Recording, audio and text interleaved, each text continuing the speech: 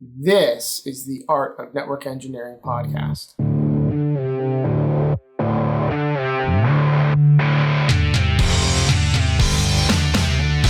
this podcast, we'll explore tools, technologies, and talented people. We aim to bring you information that will expand your skill sets and toolbox and share the stories of fellow network engineers.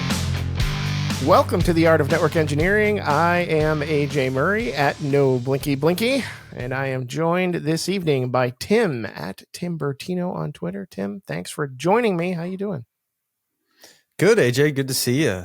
Been just trying to keep up. Work's been good. Started the I guess it's the final season of Jack Ryan on Amazon Prime. That's a fun one.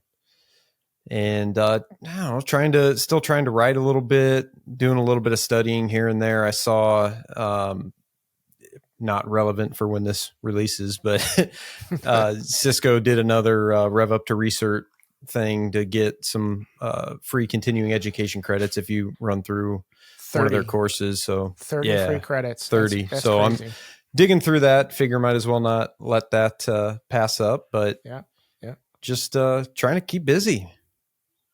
Very good. Very good. Also joining us, Andy Lapte. He is at Andy Lapte. Hi, Andy. Hello, AJ Murray. How you doing, buddy? Good to see you. Good, man. It's good to be here. What the hell am I been doing? You closed your pool. My pool closed today. Yeah, I just saw the picture with the cover on it, but right before we got on here. So yeah, but when this releases, it'll be back open. I don't know. True. The cash is running short. It might be out sooner than we think. Life is pretty good, man. The pool's closed. I'm studying for my JNCIA. I saw our guest, who we'll get to in a moment. He's going for his JNCIA data center, which is what I'm going for after this first Junos JNCIA thing. But I want to take the data center track up as high as I can go. And I was working a little bit on my home lab today. I have some VQFXs spun up in the home lab. I'm messing around with some VXLAN EVPN stuff. And our good friend Aninda was like, yeah, tear them out. There's a new vJunos, I think Evo. I should know the marketing terms, but there's a new jam that's much more stable than the VQFXs. So working on the lab, doing some studying, and creating some fun content with you guys. So yeah, man, just keep it on. You know, I've been in product, like 18 months now. So I feel like the longer I'm on the vendor side, on the business side of things, like my technical skills are kind of atrophying, and it bothers me. I love the business side, and I love getting to see what we're working on and what's coming and how we're working on, some cool CX stuff. But it bothers me that I'm on these technical calls and I'm like, I forget what that was and how did they do that? And so that's partly why I'm jumping back into the cert track, because, A, I need to keep up on these technical calls I'm on, and B, like, it just, I don't know, this has been my career for a decade. And even though I've been in vendor land a year and a half, it still feels gross to like not be doing some form of engineering. Like, I want to be on the keyboard. I want to be learning stuff, at the very least, to be relevant. I mean, I can't come on this show and be like, I don't know anything anymore, but I started the show with you, so I'm still here. Like, I feel like I need street cred. So like, yeah, I did all that stuff today, AJ. Can I still be in the gang? Do I get to stay? Should we have like a network engineer, any like gang sign? Is that how that works? I don't know. I just want to be in the cool club, man. How you doing, AJ? I ask him as he drinks. No, it's quite all right. I'm doing very well. It's fall here in Vermont. We were talking about that just moments ago before we started the show. The leaves are turning all pretty colors. The mountainside looks like it's on fire, and it feels like it's on fire because it's still 84 degrees here, which is very unseasonably warm for Vermont this time of year. But no, I had a great day today. I'm taking today and tomorrow off because I have to do a cutover this weekend and then work all of next week. So squeezing in a few comp days. And I'm taking that time to go fly my drone and take some pretty pictures with my camera while I can of the pretty landscapes and stuff like that. So it's it's a good time. I'm set to get up tomorrow morning at 4:00. Going to meet up with another photographer friend of mine, and we're going to shoot some awesome sunrise stuff, out in the middle of Northeast Kingdom, Vermont. So it should be a good time. Listen, if you're going to get a hobby, make sure it's something you can sleep in for. Like, Yeah, I'm I was just gonna say. I'm the same way. Like, I go fishing and I'm up at 3 in the car at 3:30 driving. Like, you got to get some hobbies where we can like just sleep until 9. And I was gonna say, where did that came out of nowhere? Yeah, I'm taking the next took today off, gonna take tomorrow off, so I'm gonna get up at 4. It's like, okay. My new hobby is going to be breakfast in bed at like 9:30 a.m. Fantastic. I call that retirement, Andy, I think. Goals, man, goals. All right. Anyway, it's time to introduce our guest. He has joined us before on a previous episode of The Art of Network Engineering, where he talked about his transition out of the military and into a technical career. I'm very excited to welcome back John Breth. You might know him better as @CyberInsight on YouTube. John, thank you so much for joining us again. It's a pleasure to have you back on the show. Hey, everybody. Appreciate you for having me back. Had a great time last time. Finally get to meet Andy and AJ, actually. So, yeah, great to be here, and looking forward to chatting with you guys. Yeah, absolutely. So you're very, and as I was saying before the show, you're very networking adjacent. Your focus is mainly cybersecurity, but it sounds like you cut your teeth and got a lot of your experience in networking, and a lot of your content today is still very networking focused. So I thought it was more than appropriate to welcome you back to the show and dive a little bit deeper into your career, your experiences, and share any advice, which I'm sure you have a ton of, with our listeners. So to kind of kick things off, can we get the notes, the Cliff Notes version of your career? Sure. Because we've already kind of talked about it a little bit before. Sure. So started my career back in 2003, joined the Air Force. In the Air Force, I was doing kind of like long haul telecommunications, and then got asked to go support a special project, which was supporting Air Force One and the rest of the Special Air Mission fleet of aircraft. So doing kind of like network and security administration for the networks that traffic was going over. So finished out my 4 years doing that in the DC area, and then transitioned from there to go become a contractor, which a lot of people end up doing that once they're here in this area. Went to go work for one of the more well-known consulting companies. And that was kind of where I really started to become like a network engineer and going down that path. So worked doing that for about 6 years. And during that time, got my CCMP, took CCIE written and passed that a few times. CISP, went to grad school, just did a whole bunch of stuff that was, for the most part, primarily focused on network engineering. After about 6 years there, I ended up transitioning to go work at a tier 1 ISP. And that was very, very interesting because it was actually starting up a program that was focused on providing cybersecurity solutions to protect different federal agencies against different types of advanced persistent threats. So in that role, still doing network engineering, but then also kind of getting a little bit more into system design and architecture. And that over a course of, I don't know, maybe 6 years, 7 years, 8 years, I ended up moving up and becoming the lead architect on that program. And then also during that time, I ended up kind of deciding I wanted to start my own company.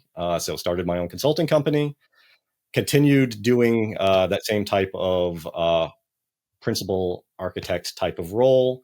And yeah, that's what I do now. So I just have various clients do architecture work, both on the cybersecurity side, networking side, bit of GRC, so things related to ATOs and 853 and NIST and all that stuff that people hate talking about. I don't mind diving into that a little bit. I actually find that having the pretty strong technical background makes it a lot easier to understand what those requirements are and kind of be able to relay them to people who maybe aren't as familiar with the intent of those types of controls. So that's kind of it from a job perspective. But as you mentioned, I also like to do a bit of content creation. So I have a YouTube channel. I think at this point I probably have maybe 200 videos covering everything from beginner networking concepts, Network Plus, CCNA, CCNP labs, a bit of cloud stuff, DevOps, a lot of offensive security, defensive security. Pretty much anything that's kind of interesting to me, I like making content on it. So if I know about it, then I'll talk about it. And if I don't know about it, then I'll pull up a command prompt and try going through some labs, and people can see where I screw up, because that's normally what they're going to screw up to. Learning in real time. Exactly. Yeah. There's a lot to unpack here. So I want to go back to, you said you were assigned a project where you're working with communications on, that little airplane called Air Force One. Yep. And it sounds like the support aircraft that kind of, go with it. Yep. So support aircraft, and then also the rest of the fleet that supported VIPs. So pretty much SecDef, FLOTUS, Vice President, a few other like COCOM commanders and things like that. So pretty much if they were really, really important, then they probably got to fly on one of those blue and white aircraft that kind of looks like Air Force One, but is a little bit smaller. So pretty much anybody that was flying on those, they were coming through the network that I was working on. Wow. That's, and you said it was like 03, 04, 05, somewhere in that ballpark. Yeah. So that was like still pretty fresh off of 9/11. Sure. I have to imagine like it was a very heightened sense of security, probably a lot more tension than it got pre 9/11 kind of thing. Sure, yeah. What was the vibe like doing that kind of work? So it's actually interesting because the system and network that was supporting that actually was developed after 9/11, because when 9/11 happened, pretty much all the communication channels were locked up, and the government was like, hey, we actually need to get some dedicated comm paths established so that if we end up getting into a situation like this again, we have, the right communication devices, paths, availability there, so that the leaders are able to communicate. And so that was kind of where that project was birthed out of. And I started working on it probably, I don't know, maybe like 2 years after its inception or so. So it was still pretty brand new at that time. Sorry. What was that, Tim? I was saying it was still pretty brand new at that time. Yeah, super brand new. Yep. Are you still sworn to secrecy? Like, I love and I don't love talking to people like you, because when I hear about a network like that, I'm like, oh my God, I can't wait to hear how that all works. And I'm pretty sure it's like, yeah, bro, we can't. I mean, so I don't know. That's a great. You don't have to. That's a great question. I will say this. I think. I mean, obviously, the equipment and stuff like that was there and that was used back then, and the vendors that were used, and the different satellite providers, and all that type of stuff has definitely changed since way back then. So that's where I was going with it. Like, so my very dumb high level question is like, so Air Force One and all the other fancy blue and white planes, they're all talking to each other. Mm-hmm. So that's the network that you're kind of working on. And then my guess was that it was satellite, although I didn't want to call you out and make you say it, but I'm guessing that's how they all. Right. I mean, that's pretty much the only option at that point. But I mean, so can't run cables. Yeah. Very, very, very long lasers. So they couldn't do that prior. Right? Like, so I think the difference was, I'm trying to think how to put this. You don't have to. Well, no, because I don't think I'm saying I don't want to get in trouble.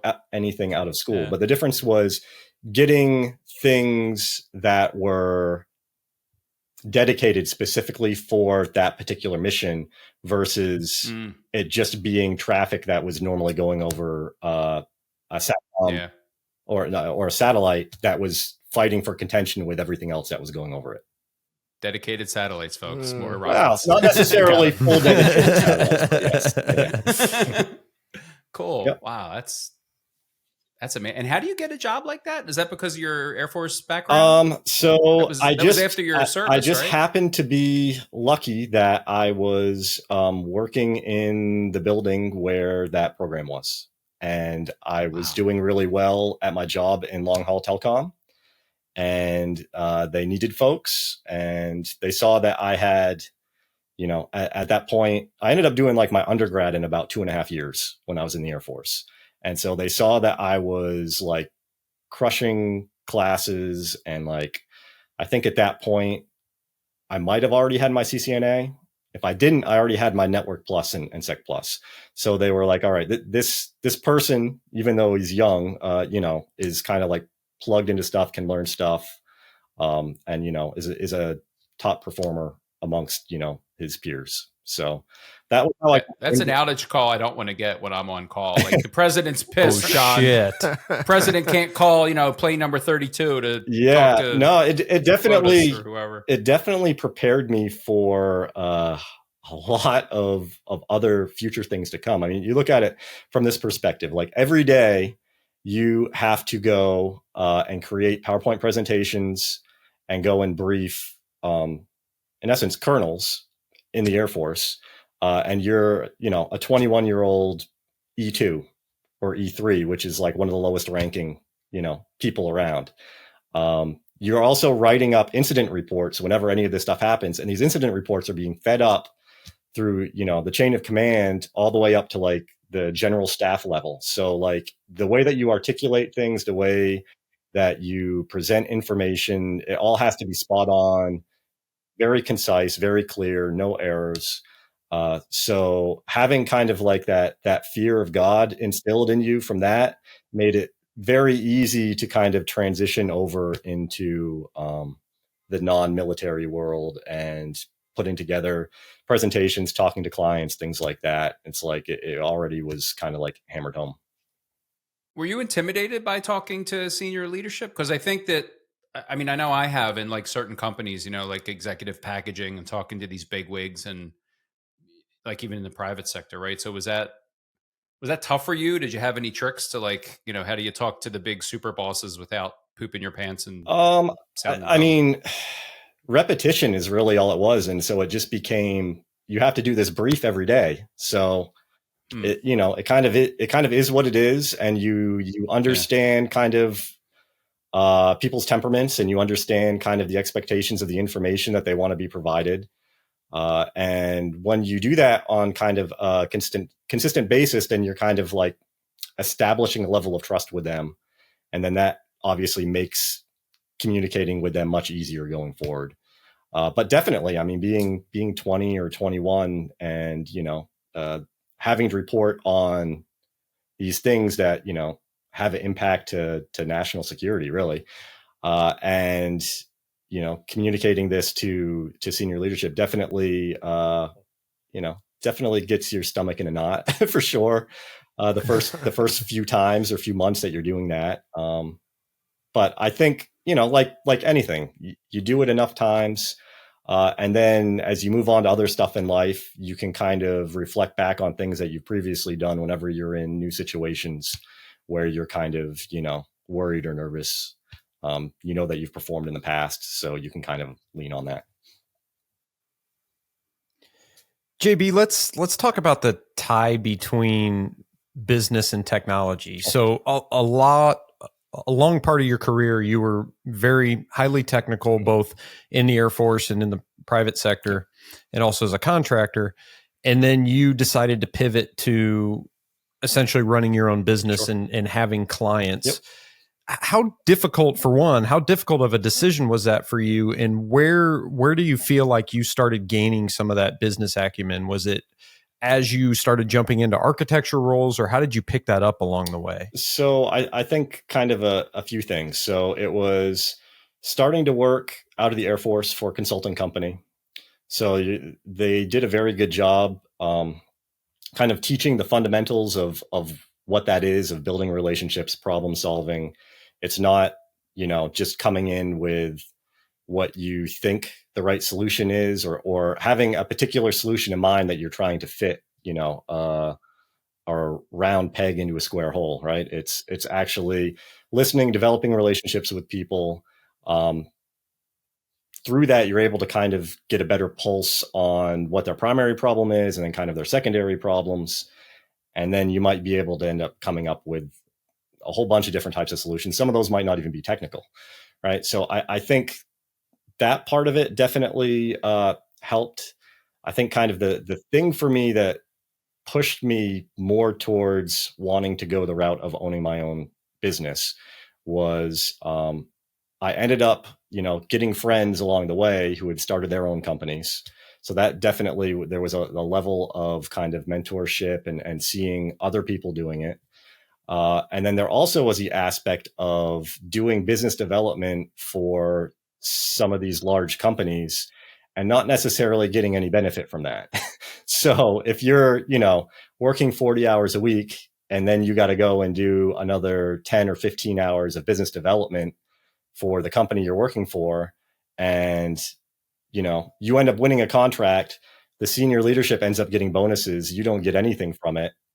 You're like, okay, I'll do that a few times. I'll kind of learn some lessons from this. But eventually you got to be like, I have no issues working really hard and busting my ass, but I'd much rather prefer to do it for myself and get something out of it than do it for somebody else and they don't even know who you are. Right. So that was kind of what pushed me in that direction. And once I had that epiphany, it wasn't like I just went and started my company after that. I still, like, that seed was planted, and it still took another, I don't know, 5 or 6 years of, continuing to develop even more technical skills before I got to the point where I was comfortable and felt that I had, a wide enough network to where it would make sense to kind of go that route. And to follow up on that, from the business side of things, starting your own company, is there anything looking back now that you would have done different to get it started? Are you pretty happy with how it's turned out? No, I'm pretty happy with how everything went. I think for me, a lot of the business that I've been able to get over the years has kind of just been through my network and people who've already worked with me and wanted to work with me again and would recommend me, to the company that they were working for, and would bring me in that way. So I'm definitely not someone who's good at. I shouldn't say that I'm not good at it. I don't have as much of a desire to try and like cold sell somebody on my services. I'd much rather just be like, hey, I already have a relationship with this person. I know that they have a need. They want to bring me in, and it kind of, works that way. Up to this point, I really haven't grown the business too much as far as like bringing on a whole bunch of other employees. I brought on some 1099s at different points. So maybe that's one thing that at least I know in the future that I'm focusing on wanting to get growth that way. But again, there's a balance to, what you want to do with that. I definitely don't want to have a company where I end up getting so many people that I'm not able to still do technical stuff myself. And I'm not just trying to get a company where I just get, contracts to just get people's, what they call butts in seats, right? Where it's kind of like lower level admin roles and things like that. I think if I do grow the company and bring other people on, I prefer to kind of keep it kind of like a boutique SME consultancy. So other people that have skill sets similar to mine, just a handful of people, we're all adults. No one needs to be babysat. Like, you just go out, do good things for clients, develop relationships, and, just kind of go that way. Well, that's good. I think it's important to know what you want and how you're going to run your business, and not just kind of trying to guess and check to try to grow it. I mean, you know exactly what you want, and you heard it here first, kids. People networking is just as important. I mean, it's like you said, it's got to be a good feeling to pick up clients or have people reach out to you and then come to find out that they heard about you through somebody else that they know or that's really cool. So let's shift into technical skill sets a little bit. We've talked in the past about how people who want to get into app development or cloud or some other IT adjacent disciplines, that there are a lot of good reasons to at least get some basic networking skills. Do you feel that would be a similar recommendation on the information security or cybersecurity side of things as well? How important is understanding networking fundamentals to learning security? Oh, 100%. So I don't like to use blanket statements. There are people who definitely can get in without having the background and do well and, have a great career and pick things up as they go. But I think generally speaking, not having a fundamental understanding of networking and fundamental understanding of kind of some other branches within IT, so maybe like some system stuff, definitely makes it a lot more challenging to get spun up and get into a infosec or cyber position, especially one that is requiring you to be technical. Because if you don't understand how networking works, it's really hard to defend something if you don't understand what it is you're defending. So it's definitely something. Whenever anybody asks my opinion on that, I'm definitely like, you definitely want to go. You just said definitely like 5 times. You 100% want to go. Super important. Go focus on networking fundamentals. I've never heard anybody who's gone and done that been like, oh, I regret learning about networking. I'm doing cloud stuff now and cloud security, and I wish I hadn't spent that 4 months, digging down into Network Plus to really get an understanding of data flows and different applications, ports, protocols, different devices in the architecture and things like that. So pretty much where I would point folks to right off the bat. I have an embarrassing question. Andy, you say that, but then you ask like the best questions ever. So I was going to say, eager to hear what. Oh, thank you. I love you for that. That just made my day. I don't understand what the hell cybersecurity is. Sure. Right. So, my first question is like, what was your first job? And, you seem to have transitioned, sure. And I know you haven't because you do a lot of things, but there seems to be a transition from networking to cybersecurity, right? Unless you're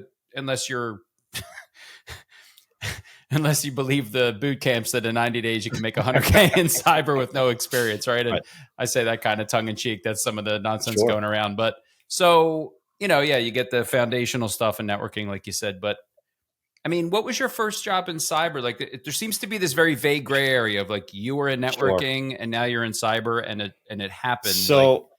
How does that happen? Like, what the hell is cybersecurity, and how does that happen? So I would say that there depending on the organization, there can be a lot of overlap between roles, and so that makes it so it's kind of nebulous from that perspective. But just from a high level, just so this is my opinion on what the definition of cybersecurity is dealing with monitoring and protecting IT infrastructure and the data that resides within that. Now, I also, a caveat with that is there's a difference between cybersecurity and InfoSec, because InfoSec also kind of goes over that same thing, but InfoSec also includes data that might not be residing on computers.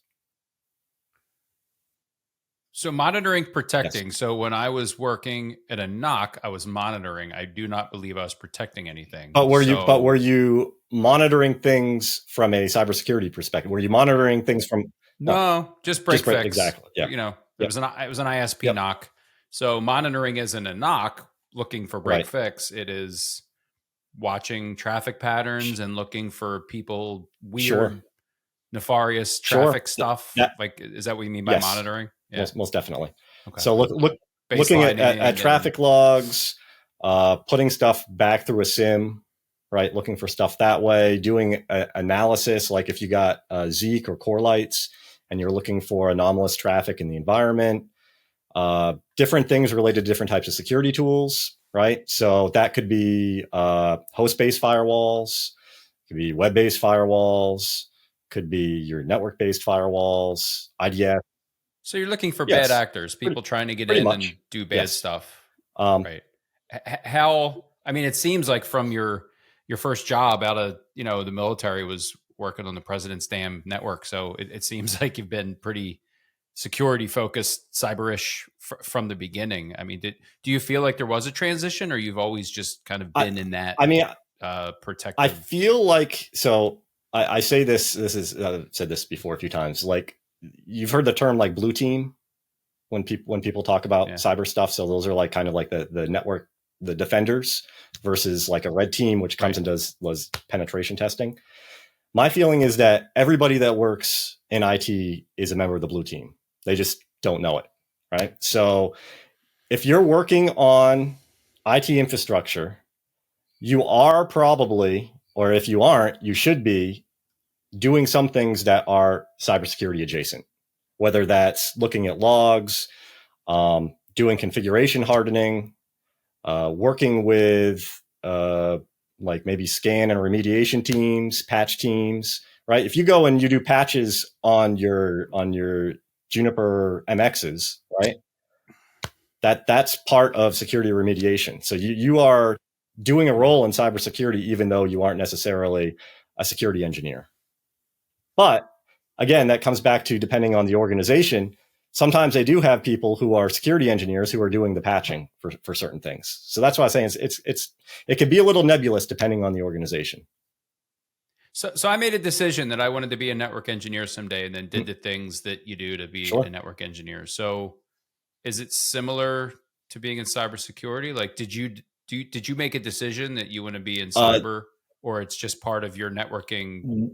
No, I didn't make the decision. What ended up happening was I was a senior engineer and had to be responsible for building out systems that needed to be accredited. And in order to get accredited by, let's just say like the government, in order for the government to accredit a system, you have to go through and have certain types of protections and configurations in place. Right. So all sorts of different things, from like having antivirus, having a SIM, having IDP on your firewall, having, all these different things. So since I was the lead on a team implementing these things, I had to become familiar with all of these things and familiar with, well, I shouldn't say familiar, responsible for documenting how it was being built, the design, the policies, the procedures, all of those things, create artifacts, package them together so that when it came time for an approval body to sign off on this system is secure, I had put all that stuff together. So the team didn't have anybody who was cybersecurity. And since it was my team and it was my project, then it kind of just fell on my lap. And that's kind of how I went from being a senior engineer into an architect role. So get a government job or contract. Well, I mean, it doesn't necessarily just have to be that either, right? I mean, because there's commercial companies, depending upon the type of compliance that they have for different types of systems, right? If you got to meet, PCI or HIPAA or something like that, right? You're still going through a thing where you have to configure the environment in a certain way and create artifacts, and you're documenting your system against a standard. Right. So this is the last thing I'm going to say about cybersecurity. And it's an embarrassing thing to say out loud. I think in 10 years as a network engineer, I don't know if I ever thought about security. And I know that's like a thing you're not supposed to say out loud, but I worked in like really big organizations. So like we had a security team, we had a cyber team, we had a firewall team. We were very siloed. So I was just working on transit and route filtering, and I never thought about security. And it's at this point in my career now, I'm like, you dumb. What do you mean you didn't think about security? And why are you saying this out loud on like a public show? But I just didn't, but it's so important. And maybe it's just because of the size of the orgs I worked in, is there were whole teams working on that. Like I didn't even have visibility of firewalls. I didn't know where they were. I couldn't log into them. And that was by design.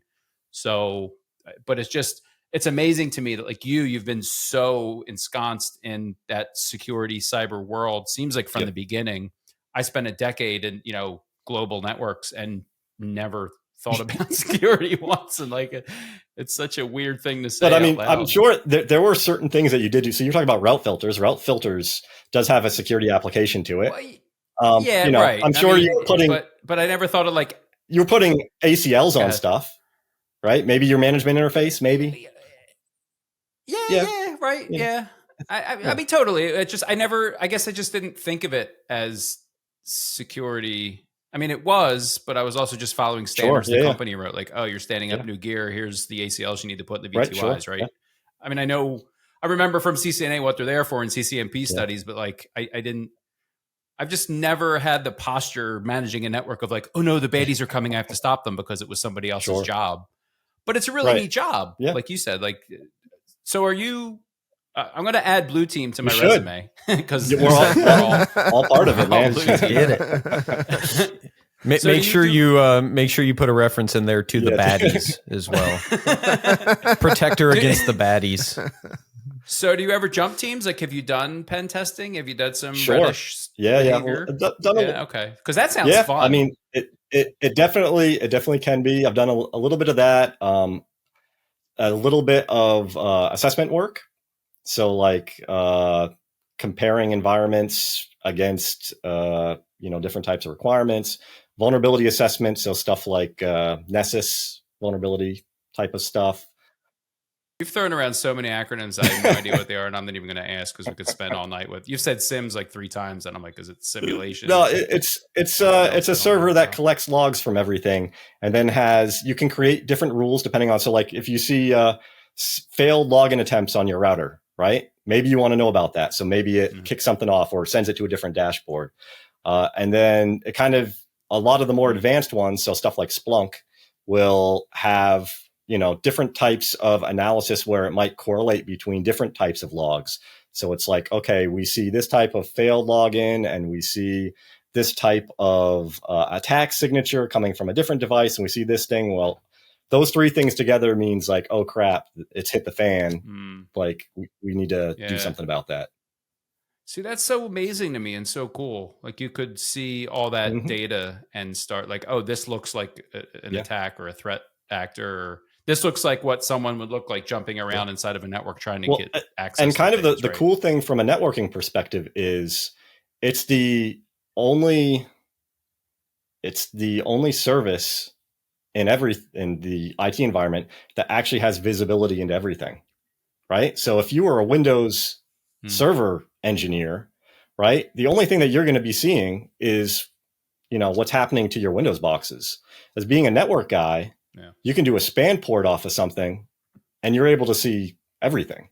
So it's really, that's why network engineers are the best. I like it. Andy, you mentioned that you've worked for large companies and you're very siloed. I have the opposite experience. I've only ever worked for small companies and I had to wear like 4 different hats. I had my network engineer hat, I had my virtualization hat, I had my Windows Server hat, and then there was like the cybersecurity. Everything that we did, we had to think about, okay, how do we best protect this device, prevent stuff like this happening? And sometimes it was just, we got to prevent the obvious things, right? Like we got to make sure we got secure passwords. We're not going to put clear text stuff anywhere. Just try to do our due diligence, let alone build up those iron walls and do anything else extra. And we also had to do the compliance stuff too. So I've worked at places that had to do like the ISO 27001, the PCI compliance and HIPAA stuff. And, on top of all of my other daily duties, I had to work with these contractors to make sure that this testing got done, the remediation got done, and then we kept up on the remediation so we could keep all of those sign-offs and make sure that, we were PCI compliant or whatever compliant. And I wish I had a team full of people that, worried about just this thing. I wish I was one of those guys that just worried about just this thing, but man, it's crazy. And I wish I had more experience like you do. It's, you have such a more well-rounded skill set. It's just funny looking at both sides of the coin, right? Right. Yeah. There's definitely 2 sides to it. You're right. Because you know more stuff than I do. I know more about WAN than you do, but you know so much stuff. Right. I think that's more useful. Yeah. I think the well-rounded thing is much better. What's up, Tim? I didn't mean to cut you off. Well, Andy, you brought up earlier the concept of all these different acronyms and different terms that we're throwing around. So I got something I want to throw at John around that. So, John, when a client or prospective client approaches you and wants some assistance, they've got a presence on the internet, they have some regulations that they need to abide by, and they just want to make sure they're they have proper internet hygiene from an InfoSec perspective. Do you have like a run book or set of templates that you approach clients with, or is it more just a listening session and then going through experience that you've had to bring back solutions to them? What does that look like? It's definitely more of a listening session, because I think if you like, I could come in with, my top 5 or top 10 best practices of like, yeah, these are the playbooks I want to run and push this stuff out. But it doesn't necessarily account for the uniqueness of an environment, threat surfaces that are open, whether or not sometimes if you go in and you want to do something that's maybe like mid-level or advanced level, that might not even be really what the client needs at this point. It could be such a disaster that you really need to start more rudimentary or fundamentally with some really, really basic stuff. I mean, for instance, so one of the things that I absolutely love, and I could talk for like an hour and a half, is about network segmentation. It's one of my favorite topics, and it's something that I don't see done very often almost anywhere. So a lot of times people just go, they create VLANs. If we're lucky, they create multiple VLANs. Sometimes it's not even that, right? And they just throw everything in there, and there's no protection of traffic within the VLAN. There might not be protection of traffic going between the different VLANs. There's nothing there monitoring what that traffic could be. And so you're just completely wide open to anything happening, because at this point, if that's how your network is, chances are your patching process probably isn't all that great. You probably have a whole bunch of rules in your firewall allowing things out to the internet or in from the internet, God forbid, that you probably shouldn't have. So it's just simple stuff like that, where sometimes it takes taking a step back, looking at what the environment is, what the assets are. The thing is, in some of those cases, there's some low-hanging fruit that you can definitely take care of. In other cases, it really takes re-architecture and design and plan to kind of move forward in a way to get an organization in a much more hardened and secure state. I love this topic because I think that how we segment devices and networks has evolved a bit over the years, because you brought it up just a minute ago with VLANs. It used to always be VLANs. And if you didn't have separate VLANs, especially recently, then you were doing it wrong. And I would always come back with, well, first off, even if you have separate VLANs, if you're not doing anything at the router between them, then you still have an issue. But where I think it's evolved a bit is with concepts like microsegmentation, to where you can have a major VLAN for the purpose of simplicity in your environment if you want. Obviously, prototypical network engineer, you don't want to span VLANs all over hell and deal with spanning tree. But there's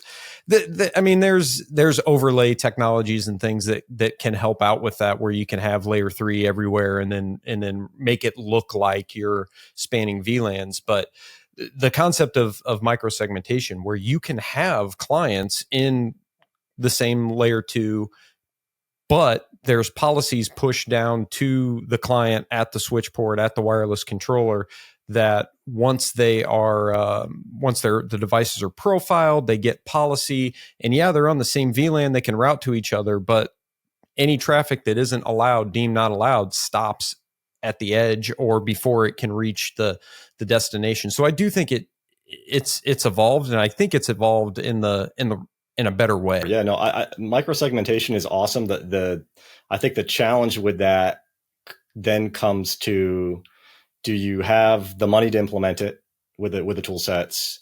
Do you have the skills to be able to do that? And does it kind of align with, the type of architecture, depending on the microsegmentation tool that you'd be using, right? Does it align with, the other stuff that you have in the environment? Kind of like some other stuff that, I think equally works as well. And depending on the size of the environment, it might not be an issue to implement. Obviously, as stuff kind of grows larger, this might not scale as well. But private VLANs are great. right? Like that's definitely a thing you can do to limit communication within a VLAN. So, you got your promiscuous ports, you got your community ports, you got your isolated ports, and you can kind of be smart with the way that you design that. Host-based firewalls, you can definitely do a lot of controlling of traffic with those. Intra-VLAN ACLs, that's another thing that I've implemented in different solutions. So pretty much you attach, an ACL to a VLAN. Anything that's destined outside of the VLAN or coming from outside the VLAN, you let it through because you're going to be doing that filtering more at your firewall or wherever your layer 3 stuff is. But you then are being specific with the traffic that you are allowing within the VLAN, right? And so there's a whole bunch of different ways you can go about, tackling that problem. And depending upon, the skill sets, the resources, the money, and all that type of stuff, there's definitely options available there. And now a word from our sponsors. Reminisce is a configuration management and network automation solution designed for fast deployment and ease of use. Reminisce approaches network automation differently. The goal is to lower the barriers of entry to automation. Without having to learn any programming or templating languages, Reminisce lets you use rapid automation features for common workflows, like pushing large-scale configuration changes or upgrading your routers or switches firmware across your network in minutes. Supporting 300-plus device types across 100-plus vendors with disaster recovery, change tracking, and config auditing features on top of automation, Reminisce is the most versatile NCM out there. Now back to the show. When the bad man is in the network. When the boogeyman is in your house. And I mean it, right? Like, I mean, what do you do? Like, so your well, first you got to know he's there, right? Well, that's what I'm getting at. I'm setting the stage. So, all your fancy, expensive software and your SIMs and all that other great stuff that I don't know about tells you, like, ruh-roh, somebody's doing nefarious things. And it's after they've been there for 4 months. Find them and right? Because they're hanging out. Hopefully they haven't locked everything down with what's that new thing they do where they lock everything down, ransomware, Bitcoin or whatever. But so like, what do you? Yeah, it's fun. So like, what do you do? Like, you get notified that they're in. They haven't completely destroyed you yet, but like, there's somebody in. Do you have to find them, root them out? Like, what happens next? Can you find them and get rid of them? Do you just start changing passwords everywhere? Like, there's definitely. How do you mitigate that? I guess there's a plan. You should have an incident response plan for your organization. You probably will have a DFIR team, so like data forensics, incident response, right? Differ. And depending upon what it is that you're seeing, right, in the environment, dictates what you're going to be doing with that. As far as isolation and shutting things down or not shutting things down, or there's no 100% right answer for every single scenario, I guess. Because just because they're in there, you have no idea what they have access to, what damage they've done. Yeah, like, so that is that part of the CISSP? Like, you need a plan. Sure, they definitely. I remember they definitely do talk about like incident response in that and all that. Right. That's the first time I heard it. Like, normally by that point, you're obviously, in an uphill battle. So I think the better thing to do is look at how you can get alerting quicker to something potentially happening. Right. And so there's this, I don't want to say theory, but methodology, maybe thought called active defense. And so what that involves is kind of putting tripwires and honeypots at different points in your environment and kind of enticing the baddies, right, to go and hit those things. And then when that happens, then you're able to see that this is happening, where they're coming from, and you're much better able to respond and see kind of how they got in the environment. And depending upon what it is, you can actually do some stuff that can kind of just keep them guessing for a while, because you can. Last cyber question. So can you see them, or you can just see the effects of them? Like, you can't go, there he is, you're like, oh, he logged into this thing. What's he going to do next? Like, can you look in a network and see where this? I mean, sure. I mean, depending upon if you actually are setting something up that is a honeypot, then yeah, you could see stuff in real time as far as like commands. Honeypot. Let's say he's smarter to not go through your nonsense honeypot. Okay. Like he knows that's a honeypot and it's not what he wants. He's trying to get in your database. He wants, you know, I mean, so you could there actually, so with the database, you can do something called honey tables, which is same idea. It's great. It's the same idea. It sounds delicious. I mean, look, it's delicious, right? So, you know, same idea as a honeypot, right? It's just you make some information in your database look like it's the most important thing there. And maybe it's a separate table that has much easier access to be able to get into. And that's kind of thing. You want to leave the door open a little bit. And then you can kind of see what they're doing, alert on that. You know which IP they're coming from, right? And then you can kind of start to at least trace back how it was they got into the environment, right? Because that's the thing is like, this probably wasn't necessarily a direct connection from the internet. It probably was they popped a box somewhere because somebody clicked on something they shouldn't have. They were able to get persistence on a box, and from there they started doing other things in the environment, which then comes back to what we were just talking about with network segmentation. And if you aren't doing that, then it becomes a lot easier for them to just start hopping all over the place, right? If you did have network segmentation, then the workstation that the person who works in finance is on should have absolutely no reason to be able to connect to a SQL database, you know, in the database VLAN. This shouldn't happen. So it depends. You'll have a plan. You might be shutting things down, changing passwords everywhere. Yeah, I mean that can suck for sure. Having to go through and nuke everything. I mean, like, you know, everybody was affected. Like when all that SolarWinds stuff happened. I mean, that was like wild. Which kind of sucks because I like SolarWinds a lot. I've been using them for a long time and think the tool set's pretty solid. But yeah, I mean, that pretty much had everyone's hair on fire because they were trying to figure out, you know, what the hell's going on. And a lot of people got popped.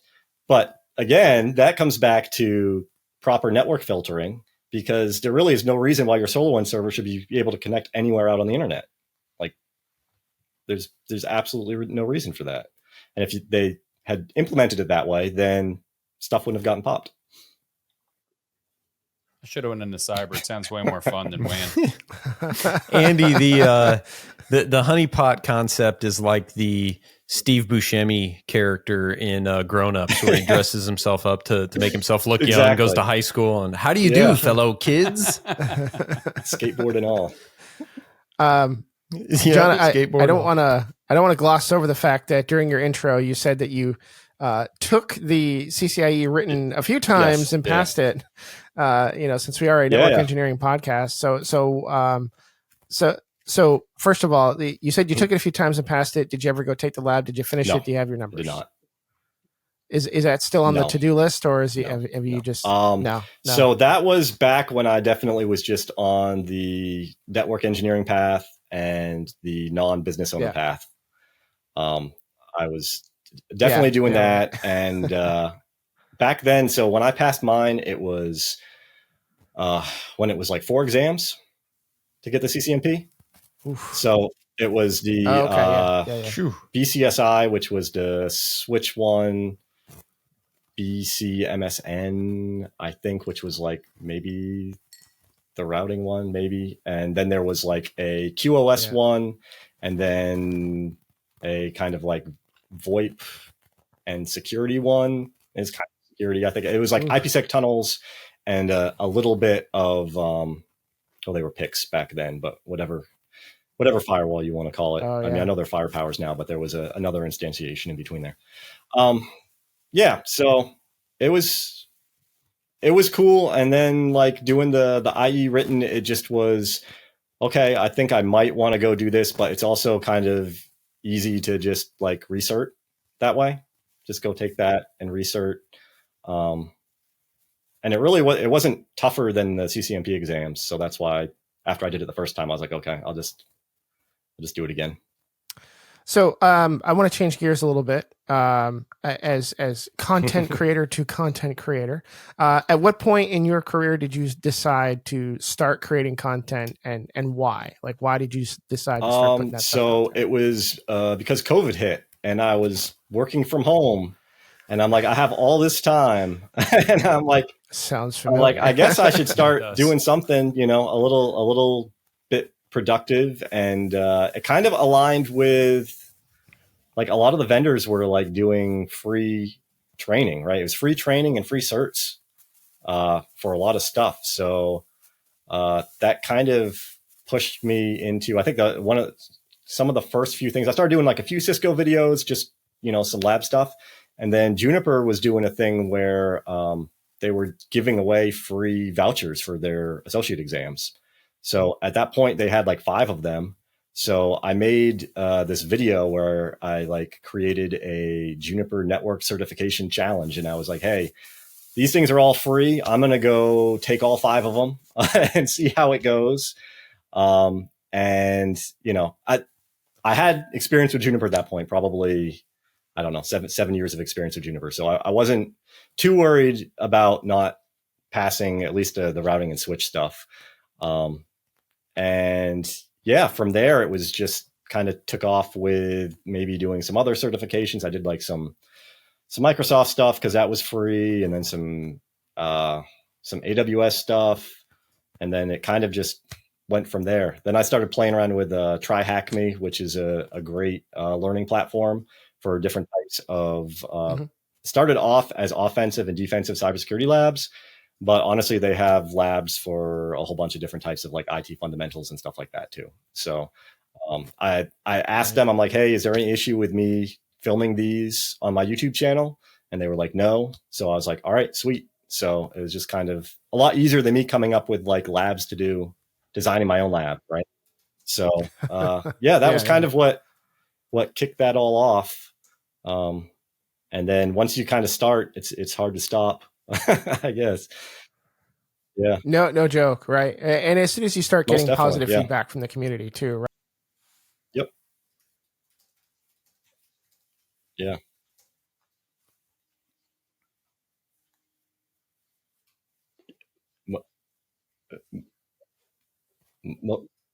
Most definitely. So, I was gonna say, so the other kind of thing with that was like my mom was a teacher. So when I was a kid, so I think like there's probably a bit of me that kind of got that from her, and kind of was like, don't necessarily want to go in a classroom with kids.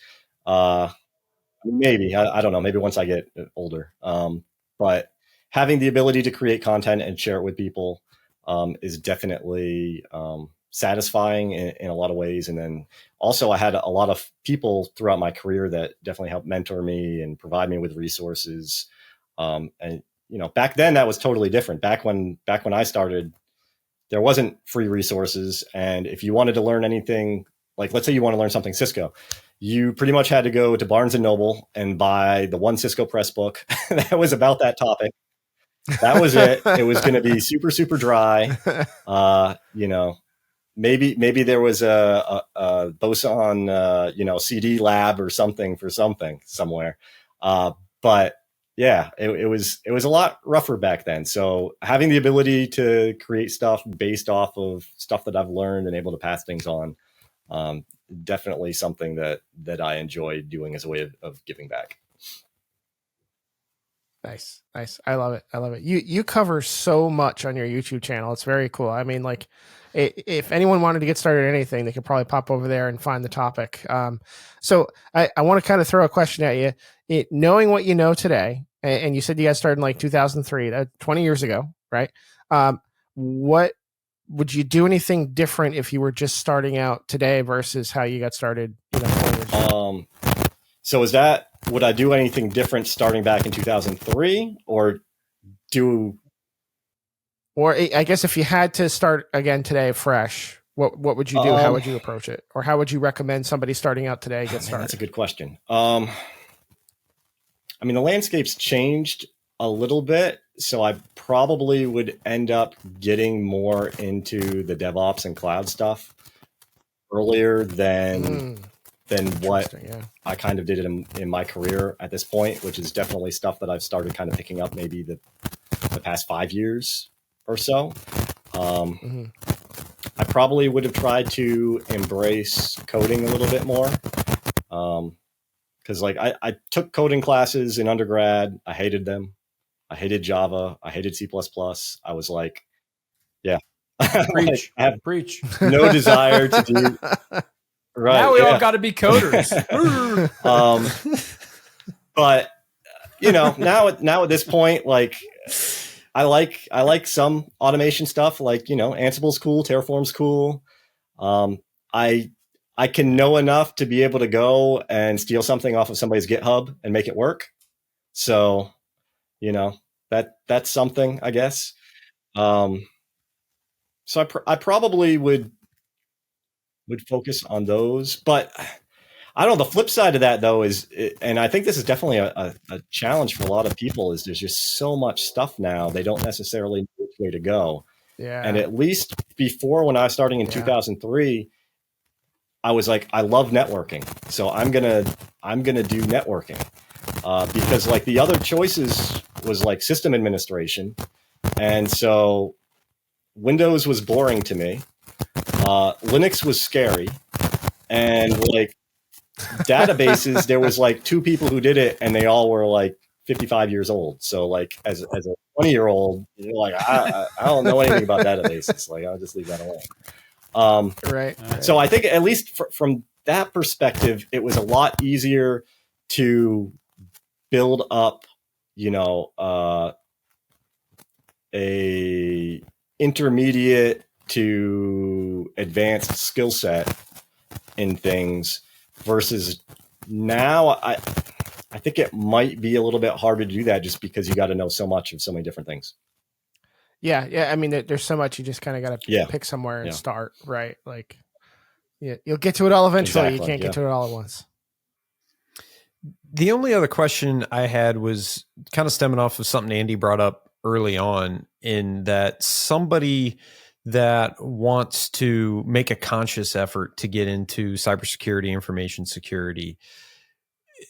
I mean, I personally see that as like it's just this huge elephant that is cybersecurity. So I know there's really good paths to get started, things like the Security Plus and things like that. But once you get beyond the real basics, what recommendations do you have for people that may want to get into cybersecurity? Do you suggest trying to find a specific discipline or something they can hone in on, or is there a more holistic approach? I mean, what are your recommendations? It's always tough, and it really depends on the individual. So that's why whenever anybody like says that to me, I always ask them why. Like, what is the thing about cybersecurity that is pulling you towards it? And if they actually have an answer for that, then it's a lot easier to kind of point them in the direction of the things that they should do to kind of get beyond that foundational level. The other thing that I think is kind of difficult is I don't necessarily think, and this is kind of like a controversial statement. I don't necessarily think that cybersecurity is like an entry level role. So I feel that no, it's not an entry level role. These people are bonkers. They're high. I mean, but right? I mean, you started in the beginning. Like you need fundamental, foundational. But I will say that I think that there's instances now, because there's such a need within the industry for people that are filling those roles, that there are situations where they are hiring people who don't have the background into those roles. Now, whether or not these people end up succeeding or not is completely different. But there are some paths to do that, but I still don't think that that's the best path or the easiest path. And I think it probably would be pretty frustrating.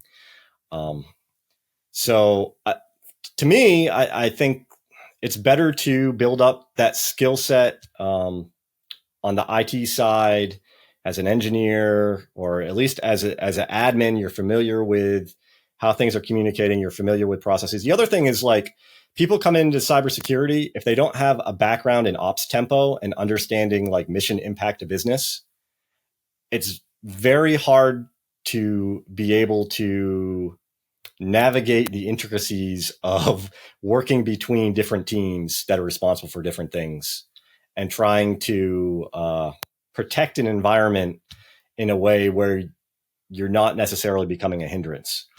Because if that's the case and you're coming in and you don't necessarily have context to understand why people are doing things a certain way, whether it might be right or wrong, still having the context can help you work with them to develop the right solution for, managing and deploying solutions and infrastructure in a way that is secure. And I just think coming in off the street and not necessarily having the foundational technical skills and not kind of having at least a little bit of insight definitely makes it more of an uphill battle.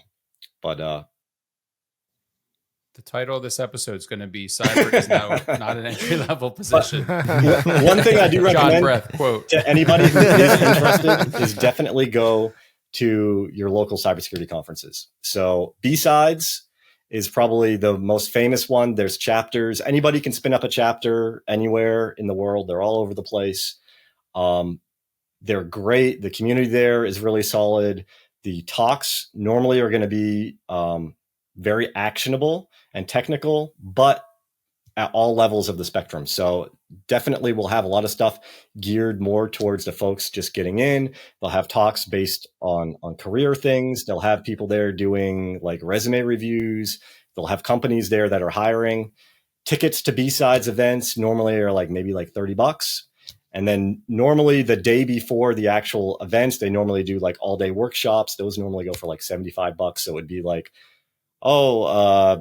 SOC analysis 101. You don't know anything about being a blue team SOC person. You can go to that class and they're going to give you just kind of a very introductory breakdown of this is what we do in a SOC. These are the tools that we do. We're going to spin this up in a virtual environment. You can poke around and look at stuff. So B-Sides is awesome. And like I said, depending on where you are, there might be a whole bunch. For me, being in the DC area, there's actually 3. So there's the one in Northern Virginia, there's the one in DC, and then there's the one in Baltimore. So those of us that live here, we're pretty blessed to be able to have, 3 cybersecurity conferences that are pretty cheap and have a really good community of folks that go to them. Are there any vendor certifications for cyber? Most definitely. So it depends upon the vendor. I mean, so Cisco has security certifications. Juniper has security certifications. So I have the JNCI. So we're saying security and cyber the same thing, because what I'm getting at, I'm going back to your cyber isn't an entry level position. So if there was a cybersecurity vendor certification, I only have to assume that networking fundamentals is going to be part of that core curriculum. You're not going to learn how to secure the network until you learn networking. But no, it's probably not written that way, I think the closest thing that you're going to have to that is probably the Security Plus. But that's vendor agnostic, right? So when you were saying vendor, I was thinking of actual specific vendors. So Cisco, Splunk, Juniper. So so for me to get into networking, I was told to get a CCNA, and that's. But CCNA is an entry level. Right? CCNA is a pretty follow the path. It's a challenging exam to people who don't have background in networking. Bad advice, I guess. It kicked Yeah. my butt up and down the street for 2 years. Yeah. So right. But for networking, that seems to be you want to get into networking, get your CCNA at the very least to get through the HR screening, because it's going to be on all the job descriptions, right? Yeah. So in cyber, is there an equivalent to a CCNA that isn't security? Because when I think security, I don't think, when I think vendor security, that's not cybersecurity. I mean, that's inaccurate. I would say the Security Plus is what that would be. If you're looking at when we're saying entry level, if we're looking at the most junior cyber roles, they're probably going to be looking or requiring something like that, but they're probably going to require more than that as well. But that would kind of be the base. If someone was I want to get a cybersecurity cert, and they don't have any background or in anything, that would be probably what I would point them to first.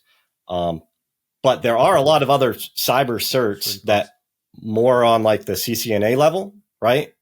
So again, like I say, CCNA to me isn't necessarily all the way at the bottom. It's up a little bit more. So depending upon the cloud service provider use. They all have different cyber certs for their stuff. Cisco has their cyber certs. Yes. So I guess you could look at job descriptions in definitely. cyber if you're somebody trying to get in and look at what they're looking for. Right? Like, oh, you could search. Let me go get that. If you're going kind of like down the network security path, right? That's obviously different than going down like the SOC analyst path, right? And same thing if you're maybe going down like the governance, risk, and compliance path. That's going to be where you're going to get more into like, the CISP type of stuff, which again, people throw that out there, but you actually can't get a CISP until you have 5 years of experience. But right. Which I guess is why you ask those qualifying questions to those people. Like, well, what is it about cyber that interests you? Because there's different paths within that field. Yeah. Very good. Well, I want to take a moment to remind our listeners, if you're on the social medias, you can find us anywhere you social at Art of NetEng. We're on TikTok, Instagram, Twitter, YouTube now. You can get us on youtube.com/@artofneteng. We're releasing some pretty funny content these days. I'm enjoying making it. Tim's also doing a fantastic job playing every single part in the video. Tim needs a raise. His acting resume is growing by the minute, it seems. And please share this podcast with a fellow network engineer and help spread the word, the good words that we're sharing with folks like John here. John, where can people find you? So on Twitter, jbizzle703, YouTube, Cyber Insight, and then a whole bunch of other other websites that people are trying to do stuff on. If you look up Cyber Insight, you'll probably find me there. Are you a Snoop Dogg? Nickname that some folks at work gave me, and and then once it kind of stuck, and I made a Twitter account that I didn't think was ever going to grow, then it was like, I can't really change it at this point. So yeah. I love Jay Bizzle. That's great. That's awesome. That's great. Do you have a favorite or popular video that you've released? That, pump or trying to think of like some. Yeah, I know. Seriously, I should have thought about that. Hey, I don't know if you got like a favorite. It's like video. trying to pick a favorite child. I just dropped a video on my trip to go visit Juniper headquarters. That was kind of cool. If you want to see their lab that they have there, that they do all their different testing for customers. It's a pretty cool video. Like technical stuff. It depends on what you want. You want some CCNP stuff? I got a whole bunch of labs. CCNA stuff. I got a whole bunch of labs. Like you said, pretty much if there's anything that you want to learn, I probably have a video on it. So, yeah. Awesome. John, before we let you go, is there anything we should have asked you that we didn't? That's a good question. Another tough one, AJ. Yeah, I know. I try to end the episodes like this. We ask a lot of good questions. I think you guys hit everything, and then you also asked me a lot of good questions last time I was on too. So yeah, I think yeah. Well, we'll have the link in the show notes to everything that John mentioned, so you can find more of him, and we'll also make sure that we drop a link to the previous episode that John was on, where he shared his experience departing the military and crossing into the civilian world. That was another great episode with some other good guests. So, John, thank you so much for joining us this evening. This has been such a fun conversation. I've learned a whole lot. I know Andy's learned a ton. I don't know about Tim, though. I don't think he. Always, every day. Awesome. Well, thanks for joining us, and we'll see you next time on another episode of the Art of Network Engineering podcast. Good luck keeping the baddies out. Hey, everyone, this is Andy. If you like what you heard today, then please subscribe to our podcast in your favorite podcatcher. Click that bell icon to get notified of all of our future episodes. Also, follow us on Twitter and Instagram. We are at Art of NetEng. That's Art of NETENG. You can also find us on the web at artofnetworkengineering.com, where we post all of our show notes, blog articles, and general networking nerdery. You can also see our pretty faces on our YouTube channel named The Art of Network Engineering. Thanks for listening.